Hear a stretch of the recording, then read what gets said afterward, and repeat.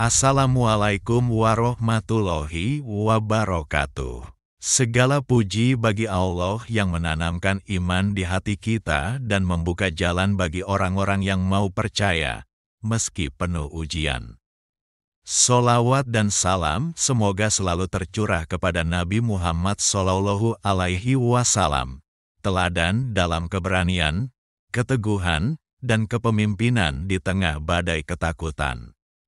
Saudaraku, kita sering berpikir bahwa ketakutan adalah hal yang manusiawi.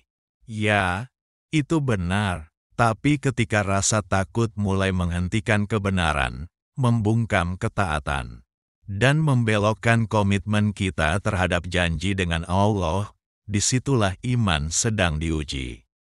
Dalam episode ini, kita akan menyelami kisah nyata yang tak hanya menjadi sejarah Bani Israel, tapi juga cermin bagi kita, bagaimana takut bisa menjadi pengkhianat iman, dan bagaimana keberanian lahir bukan dari kekuatan, tapi dari keyakinan yang dijaga. Episode 111 Ketika Takut Mengalahkan Iman. Serial Perjanjian yang Dijaga. Surat Al-Maidah ayat 11 sampai ayat 26. Sahabat, Allah membuka bagian ini dengan mengingatkan kaum mukmin.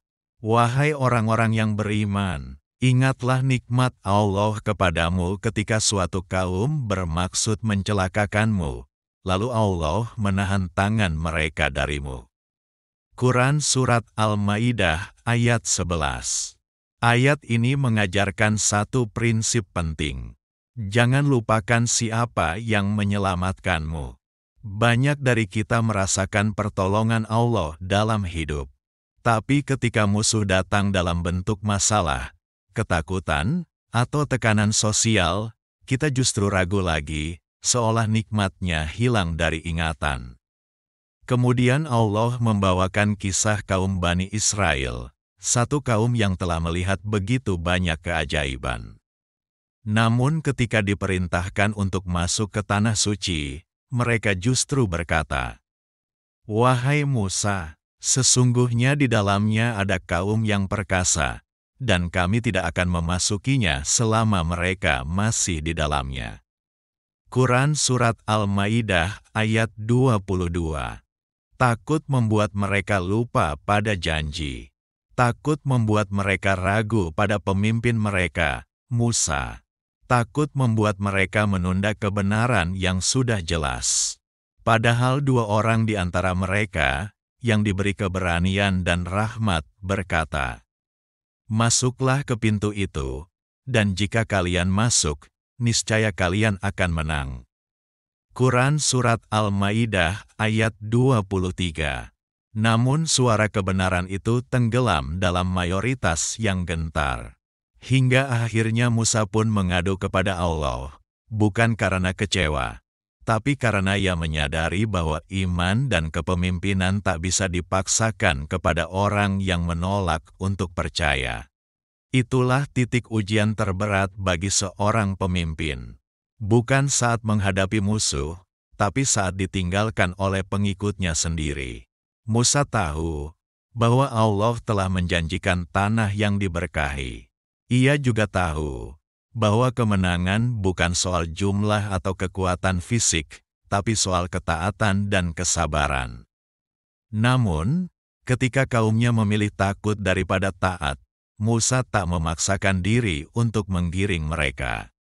Ia justru mengadu kepada Allah, "Ya Tuhanku, aku tidak kuasa kecuali terhadap diriku sendiri dan saudaraku. Maka pisahkanlah kami dari kaum yang fasik itu."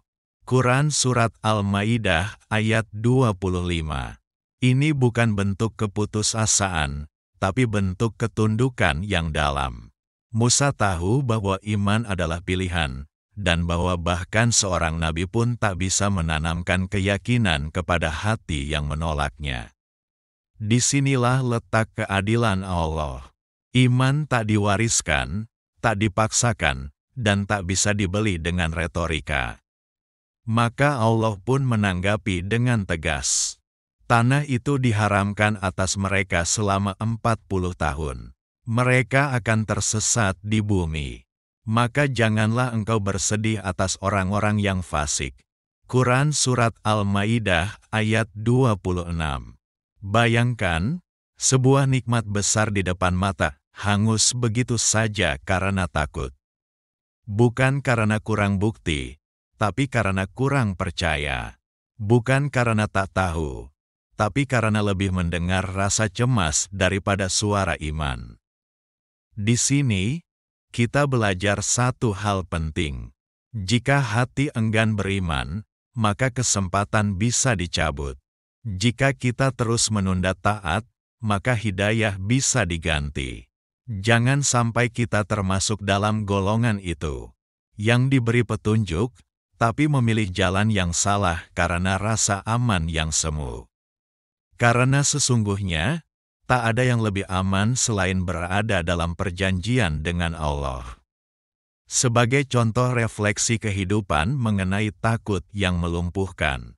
Saudaraku, berapa banyak dari kita tahu apa yang benar, tapi tak mampu melangkah karena takut. Takut dikucilkan jika jujur. Takut rugi kalau tak ikut arus. Takut kehilangan jika memilih jalan yang lurus. Kita sering menunda kebaikan karena belum siap, padahal Allah sudah memberi tanda. Kita sering menolak tugas mulia karena merasa tak mampu, padahal Allah sudah berjanji akan menolong. Ketakutan adalah normal.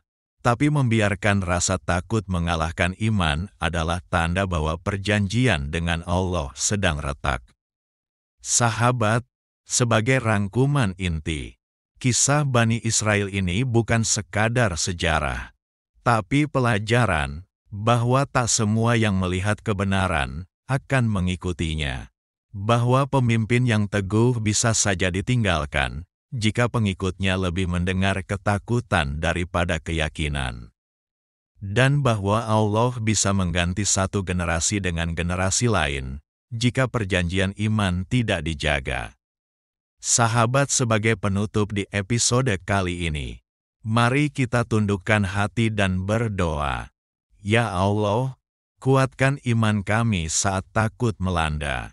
Berikan kami keberanian untuk tetap dalam kebenaran. Jangan biarkan kami menjadi umat yang tahu jalan, tapi enggan melangkah. Teguhkan kami dalam janji kepadamu, seperti Engkau meneguhkan hamba-hamba pilihan-Mu.